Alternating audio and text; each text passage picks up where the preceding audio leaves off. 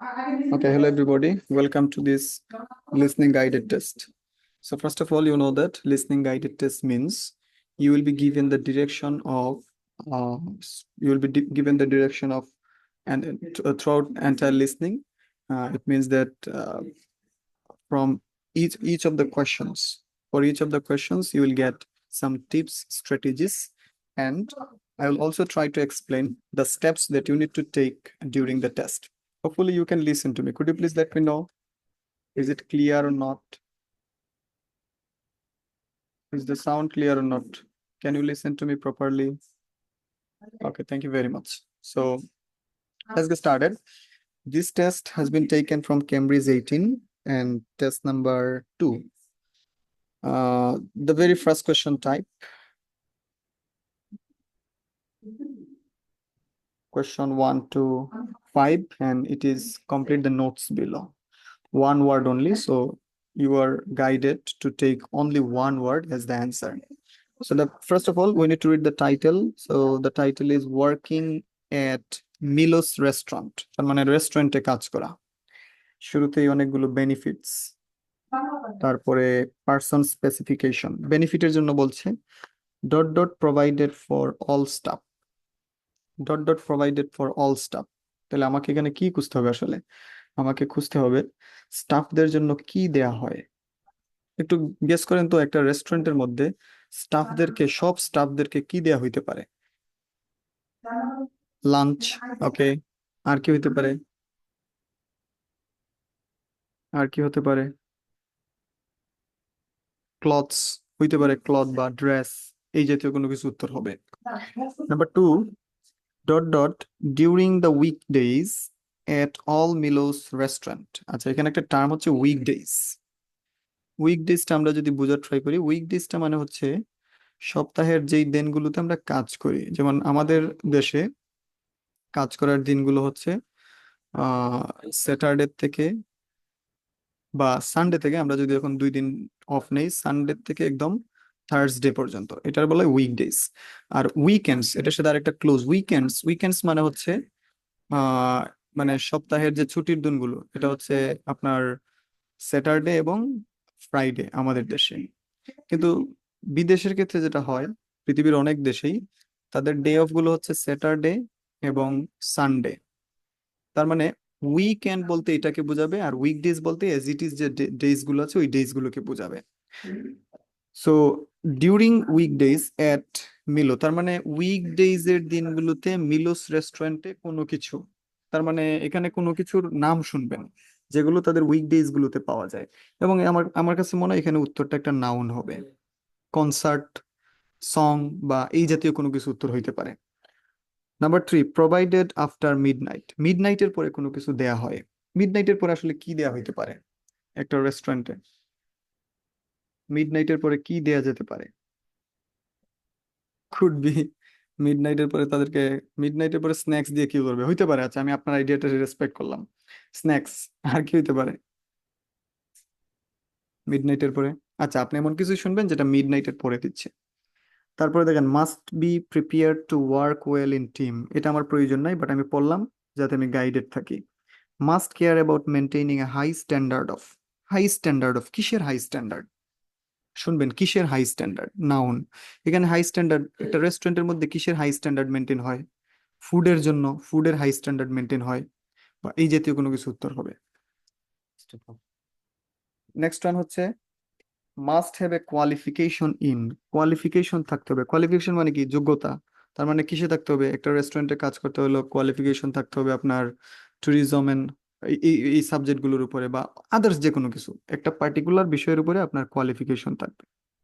তো এটা হচ্ছে আমার কোয়েশ্চেনের প্রেডিক্ট করলাম। এবার দেখেন আমি ইম্পর্টেন্ট পয়েন্টটাতে ফোকাস করি, ডিস্ট্রাক্টর গুলো খুঁজি। ডিস্ট্রাক্টর মানে আমাদেরকে যেগুলো দিয়ে কনফিউজ করতে পারে। ধরেন এখানে অল স্টাফ দিয়ে আমাকে কনফিউজ করতে পারে। সেইভাবে বলতে পারে যে কিছু, যেমন যারা টপ লেভেলে জব করে বা যাদের ওই হাই লেভেল, যাদের পজিশন, তাদেরকে একটা কিছু দেয়া হবে, আর অল স্টাফকে একটা কিছু দেয়া হবে। সো এইখানে একটু আপনি কেয়ারফুলি শুনবেন, অল স্টাফ আর অন্যভাবে যদি আলাদাভাবে কাউকে ইন্ডিকেট করে বলে এটা শুনতে হবে। এইখানে উইকেন্ডস কে একটু মেকানিজম করতে পারে, উইকেন্ডস এর সাথে উইকডেজ, এটার সাথে একটা কম্প্যারিজন হইতে পারে। এখানে মিড নাইটের একটা মানে কনফিউশন তৈরি করতে পারে। ধরেন সে বললো ডেতে লাঞ্চ দেওয়া হয় আর মিড নাইটে স্ন্যাক্স দেওয়া হয়, তার মানে কিন্তু আপনার এখানে একটা মেকানিজম আছে। তারপরে আমার কাছে মনে হয় এইগুলোই হচ্ছে এখানে কনফিউশনের জায়গা। তো আমরা এবার লিসনিংটা শুনবো এবং টেস্ট দিব। টেস্ট দেওয়ার সময় ট্রাই করবেন টু গেট দ্য অ্যান্সার, এবং আপনার অ্যান্সার কিন্তু only one word, so be careful. আমি লিসনিংটা প্লে করছি, শুরুতে আমাকে একটু জানাবেন যে লিসনিং এর সাউন্ডটা আপনারা শুনতে পাচ্ছেন কিনা, অডিওর সাউন্ড You will পাচ্ছেন hear a number of different recordings, and you will have to answer questions on what you hear. অডিওর সাউন্ড কি আপনারা There পাচ্ছেন will be একটু time for জানাবেন। you to read the instructions and questions, and you will have a chance to check your work. All the recordings will be played Can you once listen to the only. audio? Okay, The thank you. test is in So let's 4 start it. আমরা parts. Test দিব, হ্যাঁ সবাই At the end of পার্টটা the আবার test, একটু পড়েন। you will be given 10 minutes to transfer your answers to an answer aware করি। sheet. So আবারও এই যে টাইমটা দিচ্ছি, এই টাইম এটা পড়েন, কোশ্চেন্স গুলো বারবার পড়েন। Now turn to part 1.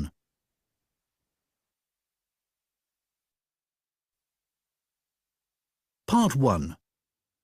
You will hear a woman from a job agency giving information to a man about work in a chain of restaurants. First, you have some time to look at questions 1 to 5.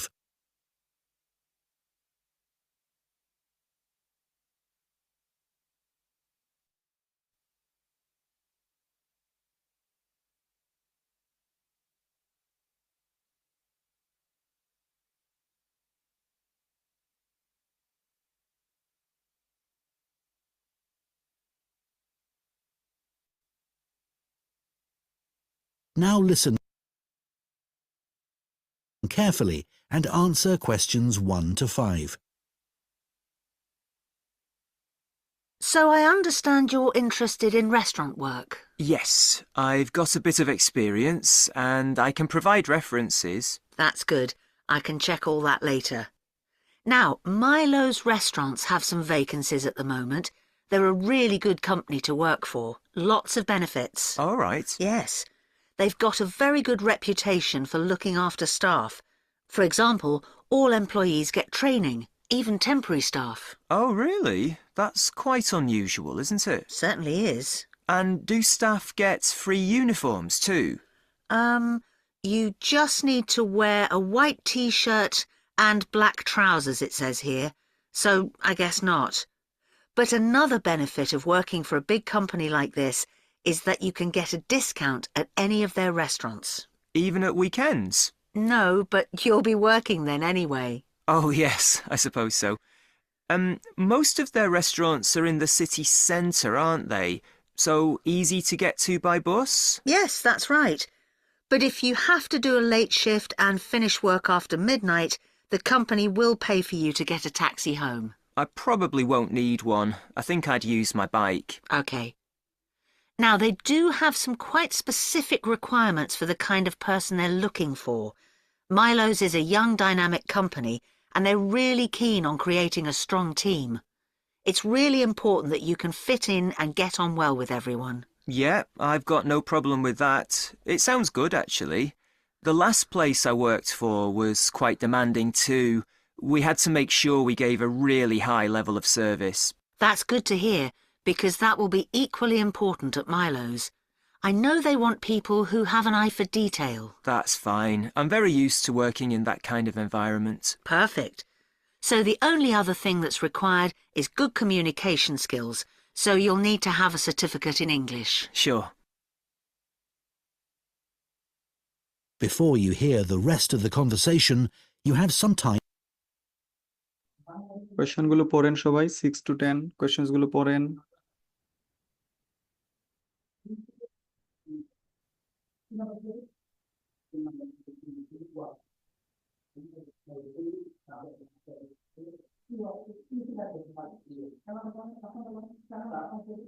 Now listen and answer questions 6 to 10. Okay, hopefully আপনারা আপনাদের preparation নিয়েছেন। এবার আমি আপনাদেরকে একটু guideline দেব। দেখেন, this is complete the table.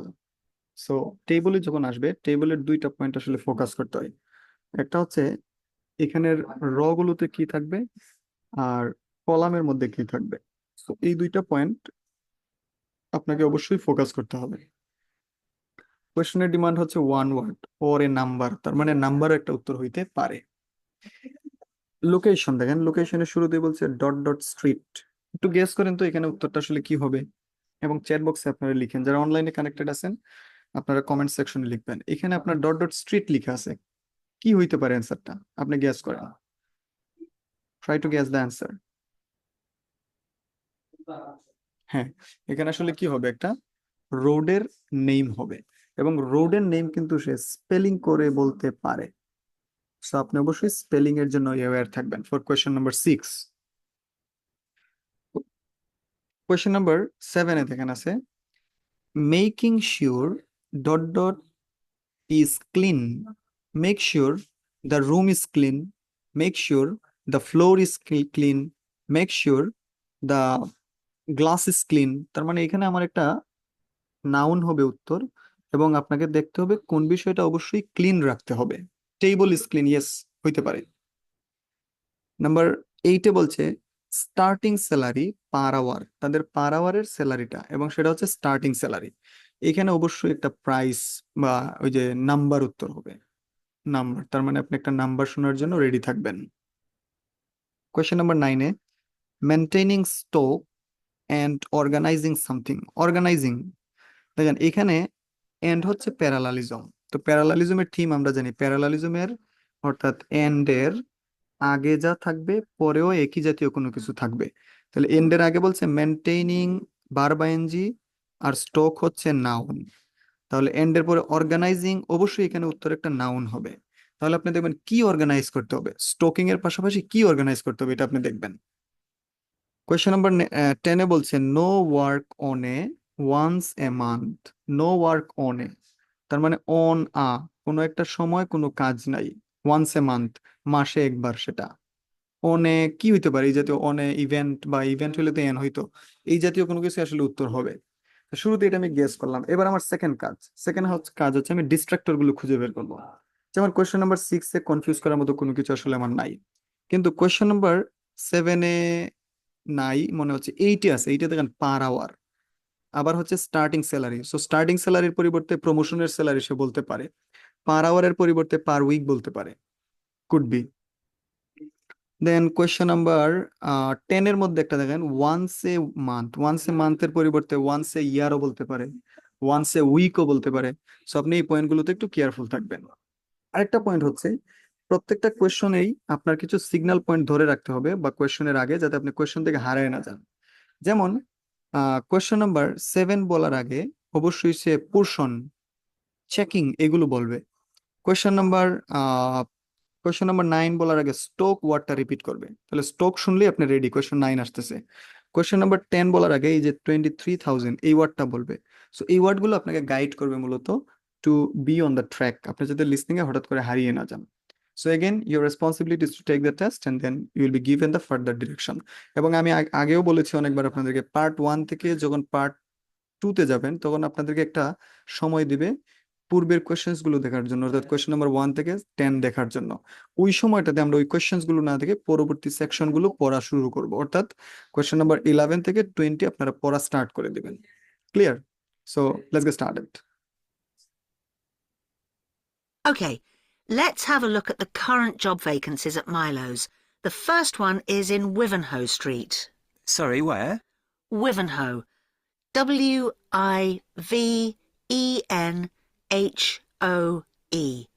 It's quite central, just off Cork Street. Oh, right. They're looking for a breakfast supervisor. That would be okay. So you're probably familiar with the kind of responsibilities involved. Obviously checking that all the portions are correct, etc. And then things like checking all the procedures for cleaning the equipment are being followed. Okay. And what about the salary?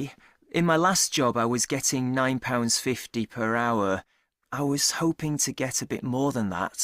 Well, to begin with, you'd be getting £9.75, but that goes up to £11.25 after 3 months. That's not too bad. And I suppose it's a very early start. That's the only unattractive thing about this job. But then you have the afternoons and evenings free. So the restaurant starts serving breakfast from 7 a.m. and you'd have to be there at 5:30 to set everything up. But you'd be finished at 12:30. Well, as you say, there are advantages to that. Now, you might also be interested in the job at the City Road branch. That's for a junior chef, so again, a position of responsibility. I might prefer that, actually. Right. Well, obviously, this role would involve supporting the sous chef and other senior staff. And you'd be responsible for making sure there's enough stock each week and sorting out all the deliveries. I've never done that before, but I imagine it's fairly straightforward once you get the hang of it. Yes, and you'd be working alongside more experienced staff to begin with, so I'm sure it wouldn't be a problem. The salary's slightly higher here. It's an annual salary of £23,000. Right. I know that if they like you, it's likely you'll be promoted quite quickly, so that's worth thinking about. Yes, it does sound interesting. What are the hours like? The usual, I think. There's a lot of evening and weekend work, but they're closed on Mondays. But you do get one Sunday off every 4 weeks. So would you like me to send off your CV? That is the end of part 1. You now have 1 minute to check your answers. Read the questions, MCQ গুলো পড়া start করেন। সবাই MCQ গুলো পড়েন এই সময়ের মধ্যে।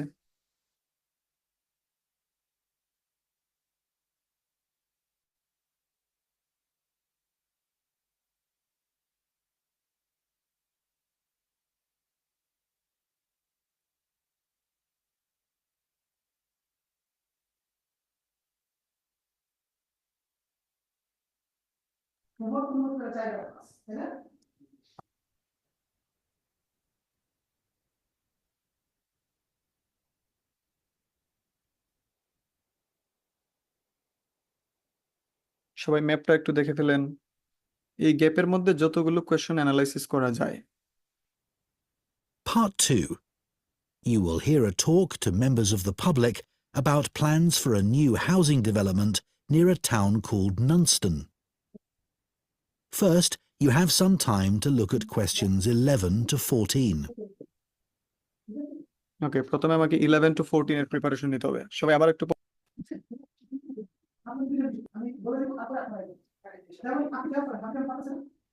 11 to 14 সবাই কোয়েশ্চেন গুলো পড়েন।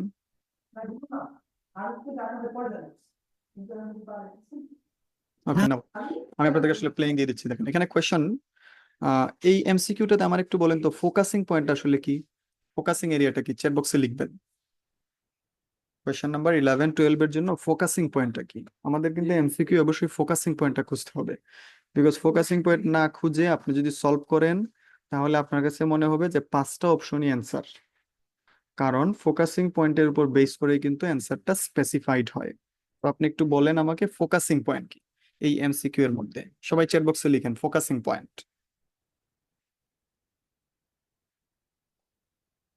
ইয়েস, এখানে ফোকাসিং পয়েন্ট হচ্ছে মেইন রিজনস।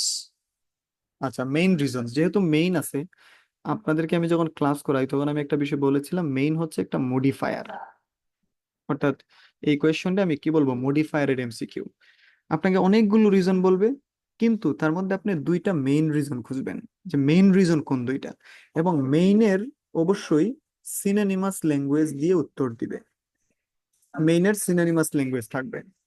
ক্লিয়ার? তাহলে এখানে বলছে main reasons why the site has been choosing for housing development, কেন তারা এই এরিয়াটারে হাউজিং ডেভেলপমেন্টের জন্য নিচ্ছে, এটার মেইন রিজন। প্রথম অপশন হচ্ছে সুইটেবল জিওগ্রাফিক্যাল ফিচার, তার মানে এটার ফিচার বা সুইটেবল জিওগ্রাফিক্যাল মানে অবস্থানগত, এটার লোকেশনটা ভালো, এটাকে বোঝানো হচ্ছে। বিতে বলছে there is an easy access to local facilities, easy access আছে, তার মানে তারা সহজেই প্রবেশ করতে পারে। সিতে বলছে it has good connections with the airport, এয়ারপোর্টের সাথে কানেকশনটা ভালো। ডিতে বলছে there is of little agriculture value. আচ্ছা, এখানে একটা ওয়ার্ড আছে ইজ অফ, ইজ অফ মানে হচ্ছে হ্যাজ, তাহলে আপনি এভাবে পড়েন the land has little agriculture value. Little agriculture value মানে এগ্রিকালচার ভ্যালু খুবই কম, খুবই কম মানে গুরুত্ব নাই। It will be convenient for workers, এটা ওয়ার্কারদের জন্য কনভিনিয়েন্ট হবে, সুবিধাজনক হবে। সো এই হচ্ছে আমার 5টা অপশন। নেক্সট কোয়েশ্চনে which two aspects of the planned house development have people given positive feedback? তার মানে কোনগুলোতে পজিটিভ ফিডব্যাক দিছে, আপনি ওগুলো খুঁজবেন। পজিটিভ ফিডব্যাক কোনগুলোতে? একটা হচ্ছে ফ্যাসিলিটিস ফর সাইক্লিস্টদের ফ্যাসিলিটির জন্য, ইম্প্যাক্ট অন দ্য এনভায়রনমেন্টের ইম্প্যাক্টের জন্য, encouragement of good relations between রেজিডেন্টসদের সাথে ভালো সম্পর্কের জন্য, দ্য লো কস্ট কম দাম অফ অল অ্যাকোমোডেশন সব অ্যাকোমোডেশনের কম প্রাইসের জন্য, and rural location the last one. তাহলে এগুলো আমার হচ্ছে কোয়েশ্চন এন্ড অ্যানালাইসিস। আপনি যদি কোয়েশ্চন বা অপশনস গুলোর অ্যানালাইসিস না করেন, আপনি আসলে এমসিকিউ ধরতে পারবেন না, এবং আপনার কাছে মনে হবে সবগুলোই অ্যান্সার। সো এটা অবশ্যই মেক শিওর করবেন টু অ্যানালাইজ দ্য কোয়েশ্চন, এবং প্রত্যেকটা কোয়েশ্চনের একটা ফোকাসিং পয়েন্ট থাকবে। যেমন 11 এর ফোকাসিং পয়েন্ট হচ্ছে মেইন রিজন, 12, 13, 14 এর ফোকাসিং পয়েন্ট হচ্ছে positive feedback. Clear? So again, your responsibility is to take the test, then we'll move further. So get ready to take the test. Listen carefully and answer questions 11 to 14. Hello, everyone. It's good to see that so many members of the public have shown up for our presentation on the new housing development planned on the outskirts of Nunston. I'm Mark Reynolds, and I'm Communications Manager at the development. I'll start by giving you a brief overview of our plans for the development. So, one thing I'm sure you'll want to know is why we've selected this particular site for a housing development. At present, it's being used for farming, like much of the land around Nunston. But because of the new industrial centre in Nunston, there's a lot of demand for housing for employees in the region, as many employees are having to commute long distances at present. Of course, there's also the fact that we have an international airport just 20 minutes drive away. But although that's certainly convenient, it wasn't one of our major criteria for choosing the site. We were more interested in the fact that there's an excellent hospital just 15 kilometres away, and a large secondary school even closer than that. One drawback to the site is that it's on quite a steep slope, but we've taken account of that in our planning, so it shouldn't be a major problem. We've had a lot of positive feedback about the plans. People like the wide variety of accommodation types and prices, and the fact that it's only a short drive to get out into the countryside from the development. We were particularly pleased that so many people liked the designs for the layout of the development, with the majority of people saying it generally made a good impression and blended in well with the natural features of the landscape, with provision made for protecting trees and wildlife on the site. Some people have mentioned that they'd like to see more facilities for cyclists, and we'll look at that, but the overall feedback has been that the design and facilities of the development make it seem a place where people of all ages can live together happily. Before you hear the rest of the talk, you have some time to look at questions 15 to 20.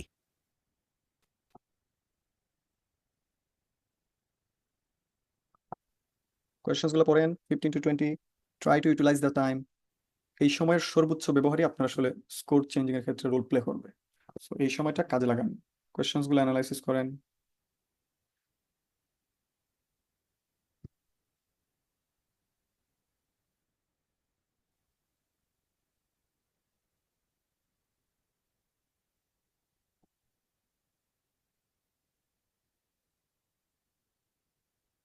Now listen and okay, time is up.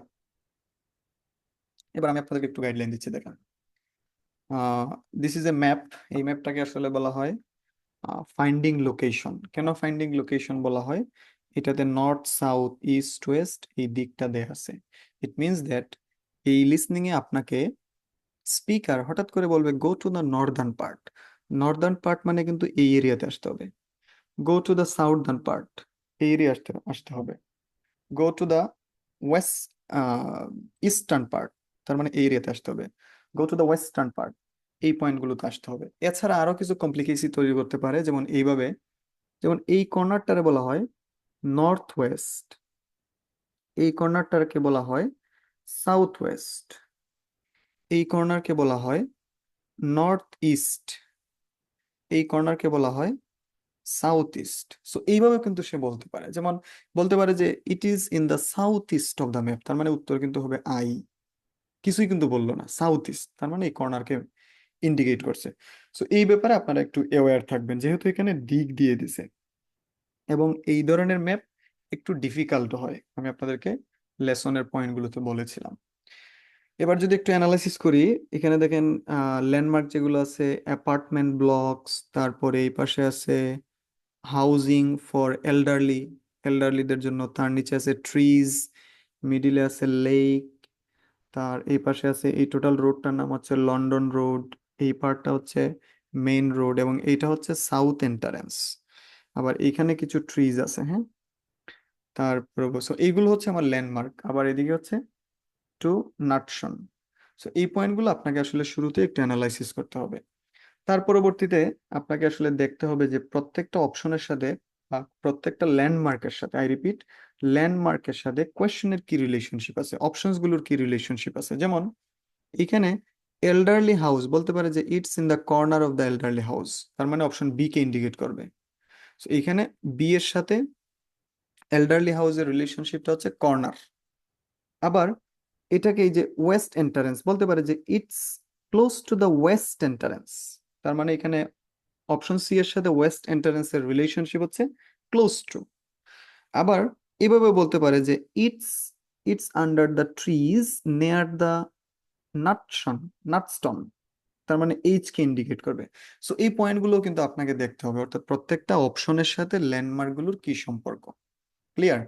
আপনাকে সবগুলো অপশনও দেখে নিতে হবে, এ, তারপরে এদিকে B, তারপরে এখানে হচ্ছে সি, দেন হচ্ছে ডি, ই, তারপরে এফ, জি, এইচ এবং এই পাশে শেষ হচ্ছে আই। বুঝতে পারলাম? এবং এই যে বিভিন্ন র গুলো আছে, এই যে গড়গুলো দেখতে পাচ্ছেন, এগুলো দিয়ে মূলত হাউজিং কে বোঝানো হয়েছে। কি দেখে বুঝলাম এটা হাউজিং। সো এগুলো হাউজিং এর অনেক জায়গা, সো আপনি আসলে হাউজিং শুনলে কনফিউজড হবেন। Try to follow or try to focus on other landmarks, অন্য ল্যান্ডমার্ক গুলোতে ফোকাস করেন। কোয়েশ্চন যেগুলো আছে, school, sports centre, clinic, community centre, supermarket এবং প্লেগ্রাউন্ড। আপনার কাজ শুনবেন এই লোকেশনগুলোর ডিরেকশনটা কোন জায়গায় দিচ্ছে, এই প্লেসগুলোর ডিরেকশন কোন জায়গায় দিচ্ছে। এবং এই ম্যাপের ক্ষেত্রে যদি আপনি কোনো উত্তর মিস করেন, your responsibility is to go to the next one, পরবর্তীটাতে চলে যাবেন। ধরেন 15 মিস করছেন, তার মানে 16তে চলে যান। মিস করছেন এই জন্য আবার হতাশ হয়ে এই জায়গায় বসে থাকবেন না। Clear? So get ready. And answer questions 15 to 20. OK, so I'll put a map of the proposed development up on the screen. You'll see it's bounded on the south side by the main road, which then goes on to Nunston. Another boundary is formed by London Road on the western side of the development. Inside the development, there'll be about 400 houses and 3 apartment blocks. There'll also be a school for children up to 11 years old. If you look at the south entrance at the bottom of the map, there's a road from there that goes right up through the development. The school will be on that road, at the corner of the second turning to the left. A large sports centre is planned with facilities for indoor and outdoor activities. This will be on the western side of the development, just below the road that branches off from London Road. There'll be a clinic where residents can go if they have any health problems. Can you see the lake towards the top of the map? The clinic will be just below this, to the right of a street of houses. There'll also be a community centre for people of all ages. On the northeast side of the development, there'll be a row of specially designed houses specifically for residents over 65, and the community centre will be adjoining this. We haven't forgotten about shopping. There'll be a supermarket between the two entrances to the development. We're planning to leave the 3 large trees near London Road, and it'll be just to the south of these. It's planned to have a playground for younger children. If you look at the road that goes up from the south entrance, you'll see it curves round to the left at the top, and the playground will be in that curve with nice views of the lake. OK, so, now, does anyone have any questions? That is the end of part 2. You now have 30 seconds to check your answers to part 2. 3 second time দিল part 2 দেখতে। আমি তার part 2 না দেখে আমি part 3 তে focus করব। Part 3 এর কোশ্চেনস গুলো অ্যানালাইসিস করেন। কোশ্চেন সবগুলো অপশন মনোযোগ দিয়ে পড়তে ট্রাই করেন।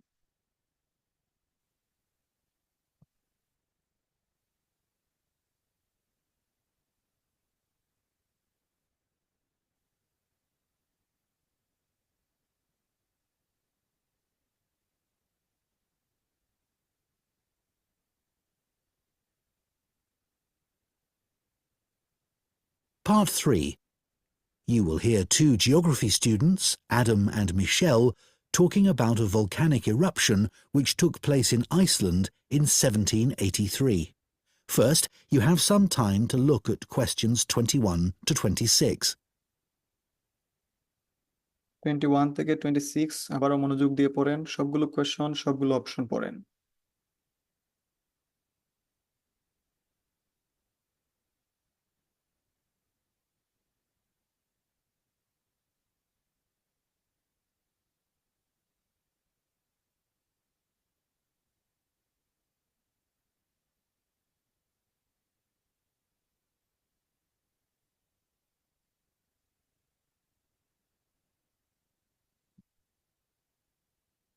Now listen ওকে, নাও আমি আপনাদেরকে একটু গাইডলাইন দিয়ে দিচ্ছি। দেখেন, কোয়েশ্চেন নাম্বার 21 এ এখানে হচ্ছে ফোকাসিং পয়েন্ট। আমাকে একটু বলেন তো ফোকাসিং পয়েন্টটা আসলে কি 21 এর জন্য?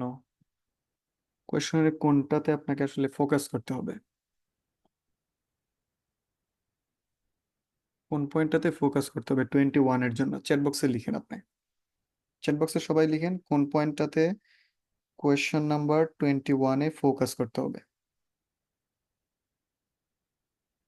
Exactly, so important. কোন বিষয়টা বেশি গুরুত্বপূর্ণ এবং হোয়াই ডু স্টুডেন্টস থিঙ্ক, স্টুডেন্টসরা কেন এটা থিঙ্ক করে এটা ইম্পর্টেন্ট। তার মানে এখানে হোয়াই দিয়ে যেহেতু আছে আপনাকে আসলে রিজন খুঁজতে হবে। রিজন। সো প্রথমে যেটা বলছে, it was the most severe eruption in modern times. Modern সময় এটা সবচেয়ে খারাপ কি ছিল? ইরাপশন ছিল। তাহলে অবশ্যই দেখবেন মোস্ট নিয়ে কোনো তথ্য দেয় কি না। মোস্ট না বললে কিন্তু এই উত্তরটা হবে না। নাম্বার বিতে বলছে it led to formal study of volcanoes. Formal study তারা এটা দিয়ে করতে পারছে। and it had profound impact on or profound effect on society. সোসাইটির উপরে অনেক বেশি প্রভাব আছে। আপনি দেখবেন এই 3টা পয়েন্টের মধ্যে স্টুডেন্টরা কোন বিষয়টা ইম্পর্টেন্ট বলছে এবং কেন এটা ইম্পর্টেন্ট বলছে এই রিজনটা খুঁজবেন। 22 তে বলছে, 22 এর ফোকাসিং পয়েন্ট আমাকে একটু বলি সবাই। 22 এটাতে ফোকাসিং পয়েন্ট কি? এটা আসলে সবার পারা উচিত।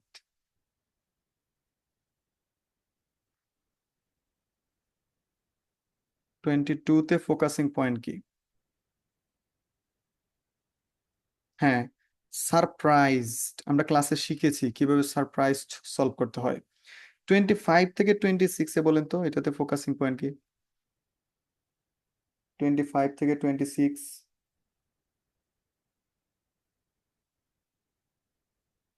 এটাতেও কি সারপ্রাইজড। তার মানে সারপ্রাইজের স্কিলের উপর বেস করে আপনার 3টা অপশন এমসিকিউ এর উত্তর হবে। তাহলে আমার কাছে মনে হয় আপনার আসলে সারপ্রাইজের ফ্রেজগুলো রিকল করা উচিত। সারপ্রাইজের কি কি ফ্রেজ ছিল? যেমন একটা ফ্রেজ ছিল ক্যান ইউ বিলিভ দ্যাট, যেগুলো আমরা ক্লাসে শিখেছি। সারপ্রাইজের একটা ফ্রেজ হইতে পারে ক্যান ইউ বিলিভ দ্যাট। আবার হইতে পারে অ্যাস্টনিশড, অ্যামেজড, আবার হতে পারে হ্যাডন্ট এক্সপেক্টেড, আবার হতে পারে আনএক্সপেক্টেড। এবং সবচেয়ে গুরুত্বপূর্ণ পয়েন্ট, তাদের টোন কি থাকবে? রাইজিং টোন থাকবে, মানে যেই মুহূর্তে সে সারপ্রাইজড হবে ওই মুহূর্তে তার টোনটা একটু রাইজিং হয়ে যাবে, একটু ভয়েসটা একটু লাউড হবে। বুঝতে পারলাম? যেমন আমি যদি বলি can you believe that he has failed, তুমি বিশ্বাস করতে পারো সে ফেইল করছে, তার মানে আমি এই পয়েন্টটাতে কি হয়েছি? সারপ্রাইজ হয়েছি। সো আপনি এই ফ্রেজগুলো দিয়েই দেখবেন উত্তরগুলো দিচ্ছে, can you believe that, astonished, amazed, hadn't expected, unexpected. আর এটার সাথে আনসারপ্রাইজকে একটু দিয়ে কনফিউজ করবে। আনসারপ্রাইজের যে ফ্রেজগুলো আছে ওইগুলো দিয়ে আপনার কনফিউজড করবে, তার মানে ওইগুলো দিয়ে অপশন বললে উত্তরটা হবে না। এরকম ফ্রেজ কি আছে? এক্সপেক্টেড, যেমন আমি যদি বলি এটা প্রত্যাশিত ছিল, তার মানে এটাতে আমি কি হই নাই? সারপ্রাইজ হই নাই। অথবা আই থট, আমি এটা থিঙ্ক করেছিলাম, আমি এটা চিন্তা করেছিলাম, তার মানে এটাতে আমি কি হই নাই? সারপ্রাইজ হই নাই। সো এই পয়েন্টগুলো আপনি অবশ্যই মেক শিওর করবেন, অ্যান্সারে এগুলো দিয়ে আপনাকে কনফিউজ করার ট্রাই করবেন। অপশনগুলো যদি পড়ি, বলছে the number of place producing them, number প্লেসের সংখ্যা। বিতে বলছে কন্ট্রাডিকশনস ইন দেম, তাদের মধ্যে যে দ্বন্দ্ব। আর ল্যাক অফ সাইন্টিফিক ডেটা, তার মানে দেখবেন তিনটার মধ্যে কোন পয়েন্টে তারা কি করছে? সারপ্রাইজ করল। নেক্সট 23-তে বলছে according to Mitchell what did contemporary resource say about the lake. আচ্ছা, এটা একটা জেনারেল কোয়েশ্চেন, তো এটার কোনো পার্টিকুলার পয়েন্ট নাই। সো এই ধরনের কোয়েশ্চেনগুলোতে অপশনগুলো ট্রু অথবা ফলস হয়। যেমন প্রথমটা বলছে people thought it was similar to ordinary fog, এটা অর্ডিনারি ফগ মানে নর্মাল এজ ইট ইজ, সাধারণ যে ফগ এটার মতোই ছিল। বিতে বলছে it was associated with health issues, এটা হেলথ ইস্যুসের সাথে অ্যাসোসিয়েটেড মানে কানেক্টেড, সংযুক্ত ছিল। সিতে বলছে it completely booked out of the sun for weeks, sorry block sorry, it completely blocked out the sun weeks মানে অনেক সপ্তাহের জন্য, 2 সপ্তাহ, 3 সপ্তাহ, 4 সপ্তাহ, 4 সপ্তাহের জন্য তারা সূর্য দেখতে পায় নাই। দেখবেন কোন পয়েন্টটা তারা এটা নিয়ে বলছে? লেক হেইজ নিয়ে। 24-এ বলছে Adam কারেক্টস Mitchell when she claims that Benjamin Franklin came to the wrong conclusion about the cause of haze. wrong conclusion মানে ভুল সমাধানে বা ভুল ভাবে তারা এটা শেষ করছে। was the first to identify the reason, তারা বেঞ্জামিন ফ্র্যাঙ্কলিন প্রথম এটা রিজন খুঁজে বের করছে। Benjamin Franklin supported the opinions of other observations about his, অন্যদের ওপিনিয়ন এসে সাপোর্ট দিছে। এটা হচ্ছে এই কোয়েশ্চেনের পয়েন্ট, এবং এইখানেও কিন্তু অপশনগুলো ট্রু ফলস হবে। কোয়েশ্চেন নাম্বার 25 থেকে 26, এখানে যেহেতু সারপ্রাইজ, কোন বিষয়টা স্টুডেন্টদেরকে সারপ্রাইজ করছে, অপশন এতে বলছে এটার হাউ ওয়াইড স্প্রেড, এটার ইফেক্টটা কতটা ওয়াইড স্প্রেড ছিল, মানে অনেক জায়গায় ছড়িয়ে পড়ছে। হাউ লং লাস্টিং, এটার ইফেক্টটা কতটা লং লাস্টিং ছিল, তার মানে এখানে এই ওয়াইড স্প্রেড ওয়ার্ডটা ধরলি হচ্ছে হাউ ওয়াইড স্প্রেড, তারপর হচ্ছে লং লাস্টিং, তারপর হচ্ছে দ্য নাম্বার অফ ডেথস, মৃত্যুর সংখ্যা। The speed at which the volcanic ash could spread, তার মানে যেই স্পিড এটা ছড়ায় পড়ছে মানুষের মধ্যে।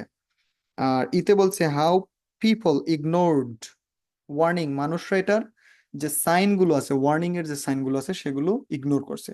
তাহলে এইটাতেও দেখবেন এই ফ্রেজগুলো দিয়ে কিন্তু উত্তর দিবে। কোয়েশ্চেন নাম্বার 21 এবং কোয়েশ্চেন নাম্বার 25 অবশ্যই সারপ্রাইজের ফ্রেজ দিয়ে উত্তর দিবে, পাশাপাশি রাইজিং টোন দিয়ে উত্তর আসতে পারে। আর 22-তে নর্মাল প্যাটার্ন ট্রু ফলস গুলো খুঁজবেন। ও সরি, 22 সারপ্রাইজ, 21 সারপ্রাইজ না, 21-এ দেখবেন কোনটা বেশি ইম্পর্টেন্ট ছিল। 22 হচ্ছে সারপ্রাইজ, 23 নর্মাল প্যাটার্নে আপনি কোয়েশ্চেনের ওভারঅল বুঝতে হবে, 24-এও কোয়েশ্চেনের ওভারঅল বুঝতে হবে। সো অ্যাগেন সবাই আমরা টেস্ট দেওয়ার জন্য রেডি হই এবং সবাই টেস্ট দেই। So get ready to take the test.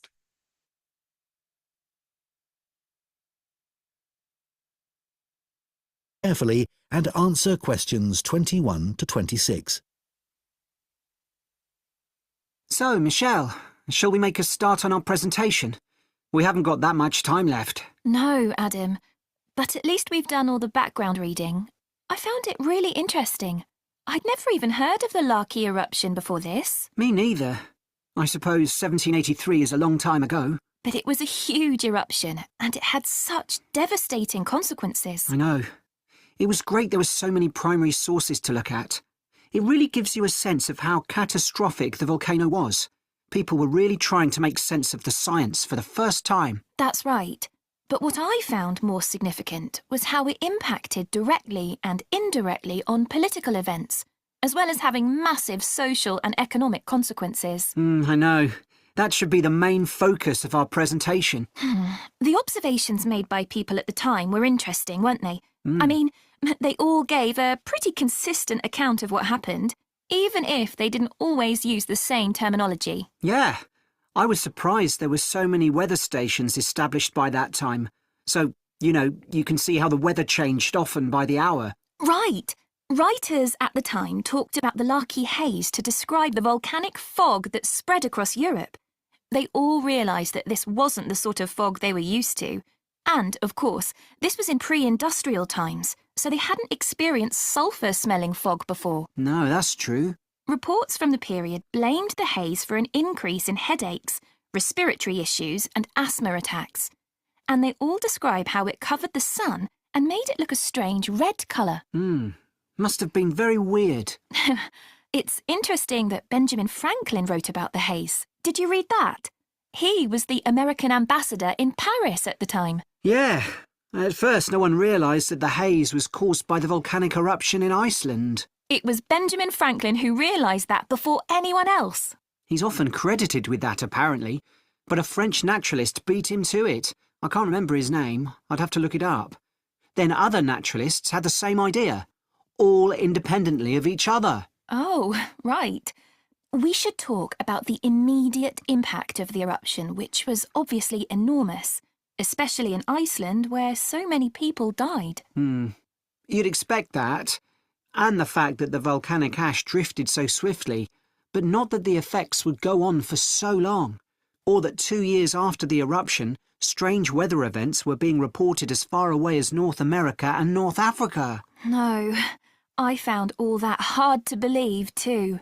It must have been terrible, and there was nothing anyone could do about it, even if they knew the ash cloud was coming in their direction. Before you hear the rest of the discussion, you have some time to look at questions. 27 to 30 questions গুলো পড়ি আমরা সবাই।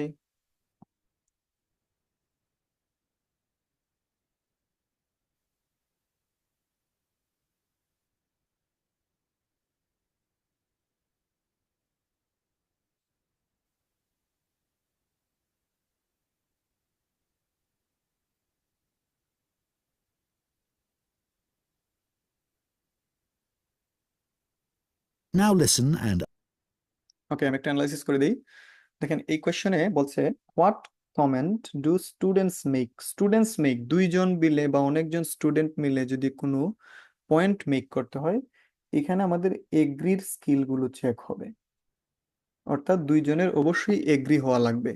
যদি তারা agri না হয় তাহলে ওই অপশনটা উত্তর হিসেবে হবে না। বুঝতে পারলাম? আর এই কোয়েশ্চন টাইপগুলোকে আমরা বলি extended multiple question. It means that এখানে আপনাকে শুরুতেই ডিসাইড করতে হবে কোন পার্টটা আসলে প্যারাফ্রেজ হবে। আমার কাছে ইউজুয়ালি যেটা দেখে মনে হচ্ছে কমেন্টস গুলো প্যারাফ্রেজ হবে, কারণ এই কোয়েশ্চনস গুলো প্যারাফ্রেজ হবে না, এগুলো হচ্ছে কান্ট্রি নেম আসলে প্যারাফ্রেজ করার সুযোগ নাই। সো যেহেতু এই অপশনস গুলো প্যারাফ্রেজ হবে, ফোকাস আসলে আমার অপশন গুলোতে রাখতে হবে। প্রথম অপশনে বলছে this country suffered most severe loss of life, সবচেয়ে বেশি তারা মানুষের প্রাণ হারাইছে। বিতে বলছে the impact on agriculture predictable ছিল, তাদের এগ্রিকালচারে যে একটা প্রভাব পড়বে এটা তারা আগেই অনুমান করতে পারছে। সিতে there was a significant increase in the death of people, মানুষের মৃত্যুর পরিমাণ অনেক বেড়ে গেছে। ডিতে বলছে অ্যানিমাল সাফার্ড ফ্রম সিকনেস, অ্যানিমালও সাফার করছে। ইতে বলছে the country so highest rise food price, ফুডের যে দাম সেটা অনেক বেশি বাড়ছে। এফতে বলছে it cause particular harsh winter, এটার কারণে অনেক বেশি পরিমাণে ঠান্ডা আসছে বা কোল্ড আসছে, হার্শ উইন্টার, অনেক বেশি শীত। সো আমরা তাহলে টেস্ট দিই এবং এটাতে যে পয়েন্টগুলো মনে রাখবেন আমি একটু রিপিট করি। এটাতে আপনার স্কিল চেক হবে যে অপিনিয়ন চেঞ্জ ধরতে পারেন কিনা। For example say option D বলে যে animal suffered from sickness but বলে অপশনটা চেঞ্জ করবে, তার মানে আপনি ফোকাস করবেন অপিনিয়ন চেঞ্জের উপরে।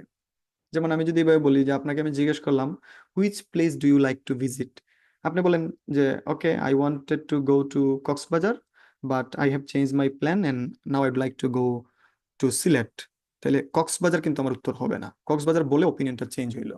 সো এমন পয়েন্টগুলো হবে বা এইভাবে মূলত এখানে আমাকে কনফিউজ করা হবে। এট দ্য সেম টাইম যে অপশনগুলো আছে এগুলো কিন্তু সিকোয়েন্স অনুযায়ী বলবে না, শুরুতে অপশন সি বলতে পারে, তারপরে এফ বললো, তারপরে এ বললো। সো এইভাবে সিকোয়েন্স গুলো ব্রেক করবে। সো আপনি খুব বেশি কেয়ারফুল, খুব বেশি ফোকাস থাকবেন কিন্তু এই অপশনস গুলোর উপরে। So please take the test. Answer questions 27 to 30. We should run through some of the terrible consequences of the eruption experienced in different countries. There's quite a varied range. Starting with Iceland, where the impact on farming was devastating. One of the most dramatic things there was the effect on livestock as they grazed in the fields. They were poisoned because they ate vegetation that had been contaminated with fluorine as a result of the volcanic fallout. That was horrible. In Egypt, the bizarre weather patterns led to a severe drought, and as a result, the Nile didn't flood, which meant the crops all failed. It's so far from where the eruption happened, and yet the famine there led to more people dying than any other country. It was worse than the plague. OK. Then, in the UK, the mortality rate went up a lot, presumably from respiratory illnesses. According to one report, it was about double the usual number and included an unusually high percentage of people under the age of 25. I think people will be surprised to hear that the weather in the USA was badly affected too. George Washington even makes a note in his diary that they were snowbound until March in Virginia. That was before he became president. Yes, and there was ice floating down the Mississippi, which was unprecedented. Oh, astonishing, really. Anyway, what do you think we should include next? That is the end of part 3. You now have 30 seconds to check your answers to part 3. Check করার প্রয়োজন নাই, question number 31 থেকে 40 পড়া start করেন। Questions গুলো পড়েন, questions গুলো মনোযোগ দিয়ে পড়েন, ট্রাই করেন উত্তর কি হইতে পারে, আগের থেকে অনুমান করা ট্রাই করেন।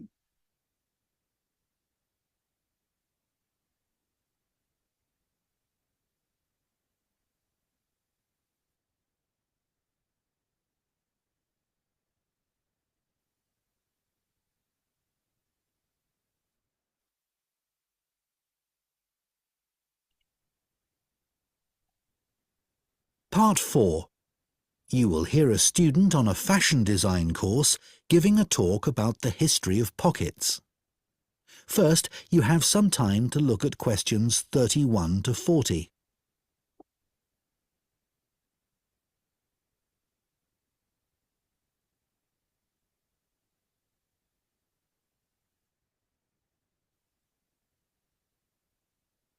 থার্টি ওয়ান থেকে 40 সবগুলো কোয়েশ্চন ভালোভাবে অ্যানালাইসিস করেন, কিওয়ার্ড গুলো মার্ক করে রাখেন।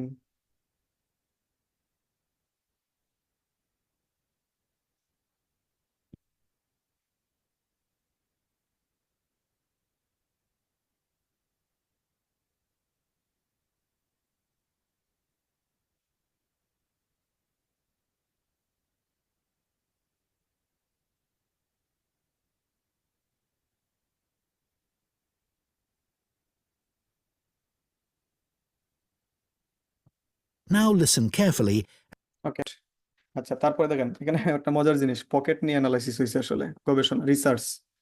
প্রথমে বলছে reason for choice of subject, কেন তারা এই যে পকেট, সাবজেক্ট মানে রিসার্চের বিষয়বস্তু, পকেট নিয়ে রিসার্চ করবে এটা তারা কেন চুজ করলো। দেন হচ্ছে পকেট ইন মেন্স ক্লথ, মানে পুরুষ মানুষের কাপড়ের মধ্যে pocket, pocket in women's cloth, মেয়ে মানুষের যে কাপড়ের মধ্যে পকেট। সো এই বিষয়গুলো নিয়ে আসলে কোয়েশ্চেন গুলো আসবে। এবার দেখি শুরুতেই কোয়েশ্চেন নাম্বার 31 বলছে they are dot dot but can be overlook by consumers and designer. আচ্ছা they are dot dot but can be overlook by consumer অথবা কাস্টমার। এখানে আমার কাছে মনে হয় পকেটগুলো কি, পকেটগুলো কেমন হইতে পারে, পকেটগুলো দে আর, এখানে আমার যেটা প্রেডিকশন, এখানে উত্তর হবে একটা এজেক্টিভ অথবা ভার্বের ভি3। কোয়েশ্চেন নাম্বার 31 এর জন্য আপনি খুঁজবেন যে এগুলো কেমন, আপনি নিজেরা কোয়েশ্চেন করেন এগুলো কেমন, যার জন্য ওভারলুকড হয়, কেউ দেখতে পারে না। তারপরে 31-এ বলছে, 32-তে বলছে man started to wire in 18th century. মানুষ ওয়্যার, ওয়্যার মানে তারা পরিধান করছে। ওয়্যার কি পরিধান করছে? তারা হয়তো শার্ট পরিধান শুরু করছে, প্যান্টস পরিধান শুরু করছে, এই জাতীয় কোনো কিছু উত্তর হবে। এবং আরেকটা গুরুত্বপূর্ণ, ওয়্যার, ওয়্যারের সিনোনিম হইতে পারে কি? ওয়্যারের সিনোনিম বলবে পুট অন বা এই জাতীয় একটা সিনোনিম বলবে। অবশ্যই ওয়্যারের প্রতি আপনি কেয়ারফুল থাকবেন। ওয়্যার ইজ এ ভার্ব, এবং আমরা জানি যে গ্যাপের আগে ভার্ব থাকলে ভার্বের কি বলবে? সিনোনিম বলবে। নেক্সট 33-তে বলছে a dot dot sewed pockets into lining of the garments. A dot dot, কে আসলে সেলাই করছে? এখানে কে সেলাই করতে পারে? এখানে একটা টাইপ অফ এ পার্সন হবে, টাইপ অফ এ পার্সন, পার্সনের একটা টাইপ। কে আসলে সেলাই করছে আপনি এটা দেখবেন। 34-এ বলছে bigger Pockets might be made for man who belong to certain type of, certain type of মানে তার বিভিন্ন কিছু নির্দিষ্ট কি আছে, দেখবেন সার্টেন টাইপ অফ হোয়াট, তার কি আছে। এবং এখানে সার্টেন টাইপের সিনোনিমাস ওয়ার্ড আসবে। এটার সিনোনিমাস অনেক কিছু হইতে পারে, ডিফারেন্ট টাইপস অফ, বা স্পেসিফিক বলতে পারে, টাইপের পরিবর্তে কাইন্ড বলতে পারে, এই জাতীয় পয়েন্টগুলো শুনবেন। নেক্সট 35-এ বলছে women's pocket were less dot dot men's. মেনের পকেটের চেয়ে উইমেনদের পকেট কি ছিল? যেমন মেনের পকেটের চেয়ে উইমেনদের পকেট আমার কাছে মনে হয় বড় থাকে, বিগ, তাদের পকেটগুলো বড় হয়, বা ইনভিজিবল, উইমেনদের পকেট আসলে দেখা যায় না, এই জাতীয় কোনো কিছু উত্তর হইতে পারে। ক্লিয়ার? এখানে অবশ্যই আপনি এই ডিগ্রিটাতে ফোকাস করবেন। লেস, লেসের সিনোনিমাস কোন ল্যাঙ্গুয়েজ বলবে। তারপরে কোয়েশ্চেন নাম্বার 36-এ বলছে pockets were produced in pair using, using dot dot to link them together. Using, using what, আপনি খুঁজবেন কি ইউজ করছে, ইউজিং হোয়াট, কি ইউজ করছে। ইউজিং কি হইতে পারে? যে কোনো কিছু ইউজ করে তারা লিঙ্ক করছে, লিঙ্ক মানে কানেক্টেড করছে, যুক্ত করছে। আচ্ছা, আপনি অবশ্যই ইউজের সিনোনিম পাবেন, ইউজের সিনোনিমাস কোনো কিছু বলবে। 37-এ pockets hang from women's dot dot under skirt and petticoats. Skirt এবং পেটিকোটের নিচে উইমেনদের কোনো একটা জায়গাতে এগুলো কি ছিল? হ্যাং ছিল। হ্যাং মানে ঝুলানো ছিল। তাহলে আপনি দেখবেন যে কিসের থেকে এটা ঝুলানো ছিল। তাহলে এখানে আমার এখানে মানে একটা কোনো কিছু হবে, হোয়াট, কিসের থেকে ঝুলানো। তারপরে হ্যাং অনের সিনোনিম থাকবে, হ্যাং অন, হ্যাং অনের অবশ্যই সিনোনিম থাকবে, আপনি শুনবেন কিসের থেকে হ্যাং অন। 38-এ items such as could be reached through a gap in the material. Items such as মানে এটা একটা এক্সাম্পল, তার মানে এখানে একটা আইটেমের নাম বলবে, আপনি শুনবেন কোন আইটেমটা।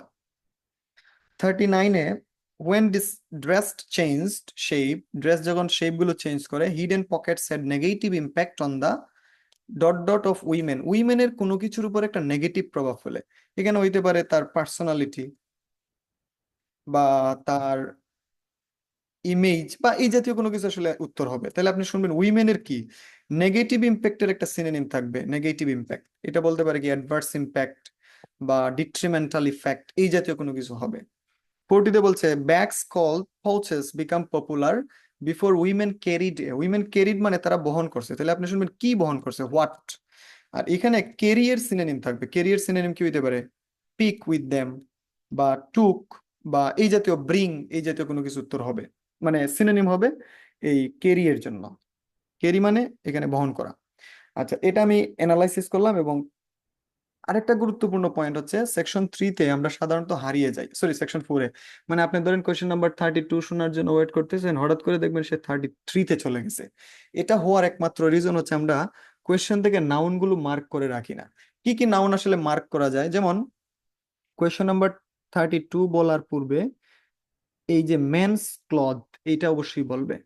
কোয়েশ্চেন নাম্বার 31 বলার আগে রিজন, চয়েস, সাবজেক্ট, এগুলো সে বলবে।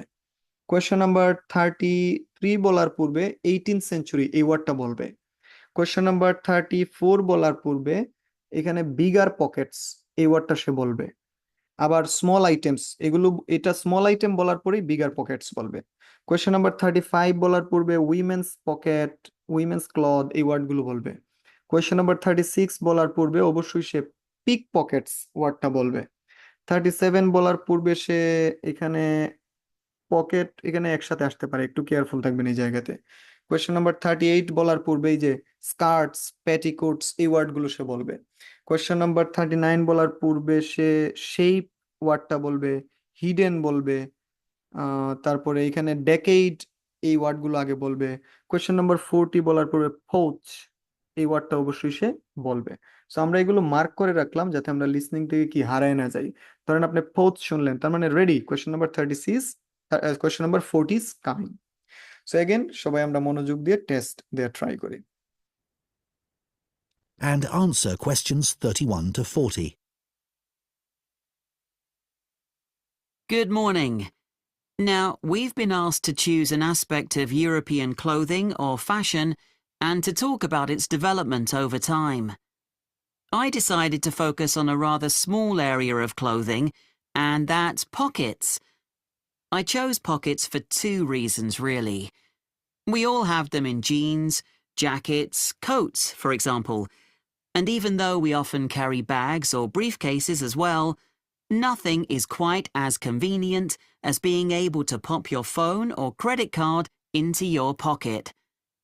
Yet, I suspect that, other than that, people don't really think about pockets too much, and they're rather overlooked as a fashion item. It's certainly very interesting to go back in time and see how pockets developed for men and women. In the 18th century, fashions were quite different from the way they are now, and pockets were too. If we think about male fashion first, that was the time when suits became popular. Trousers were knee-length only and referred to as breeches. The waistcoats were short and the jackets were long. But all three garments were lined with material, and pockets were sewn into this cloth by whichever tailor the customer used. The wearer could then carry small objects such as pencils or coins on their person and reach them through a gap in the lining. Coat pockets became increasingly decorative on the outside for men who wanted to look stylish, but they were often larger but plainer if the wearer was someone with a profession who needed to carry medical instruments, a doctor or physician, for example.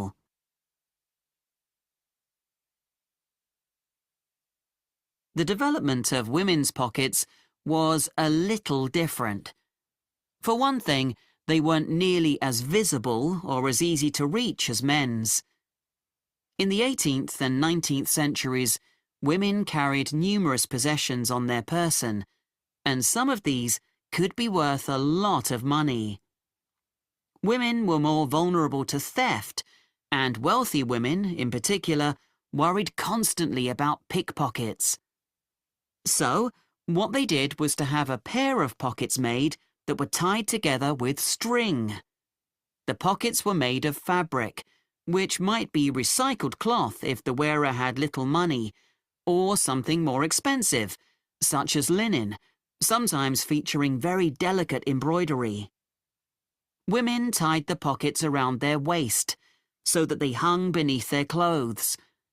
Remember, skirts were long then, and there was plenty of room to hide a whole range of small possessions between the layers of petticoats that were commonly worn.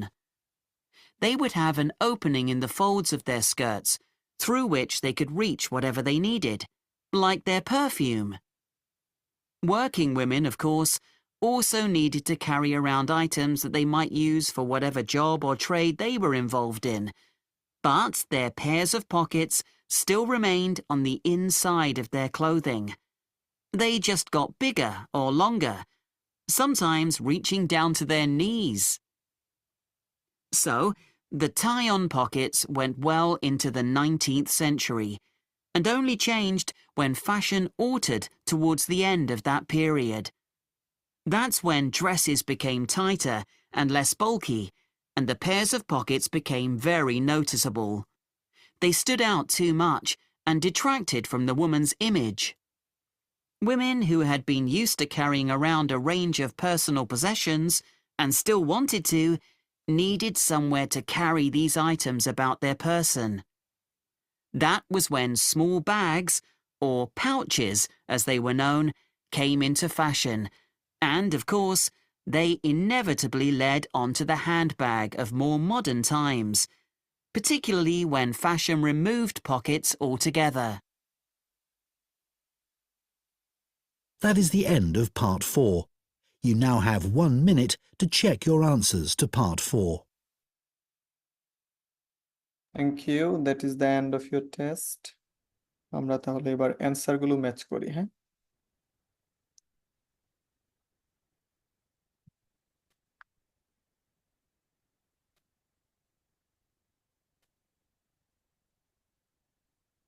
Okay, question 1 থেকে 40 এগুলোর answer এই পোর্শনটাতে আছে, আপনার answer গুলো সবাই match করেন। Please match the answer from question 1 to 40। সবাই answer গুলো ম্যাচ করে ফেলি কুইকলি, এবং আপনাদের অ্যান্সার ম্যাচিং হয়ে গেলে আপনারা অবশ্যই চ্যাট বক্সে লিখবেন যে কার কতগুলো অ্যান্সার কারেক্ট হয়েছে আজকের টেস্টের।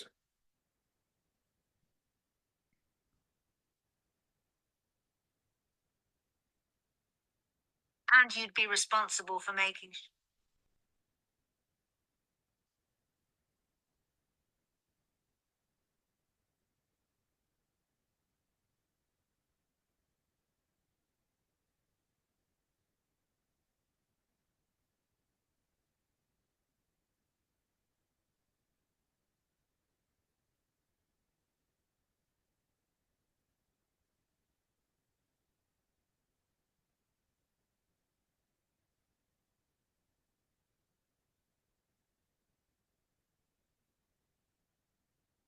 ওকে, থ্যাংক ইউ ভেরি মাচ। একটু সবাই স্ক্রিনশট দিয়ে রাখেন এবং আমাদের গ্রুপে আপনারা জানাবেন যে কার কতগুলো অ্যান্সার কারেক্ট হয়েছে।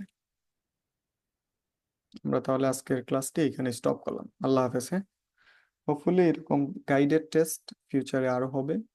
So stay connected with us.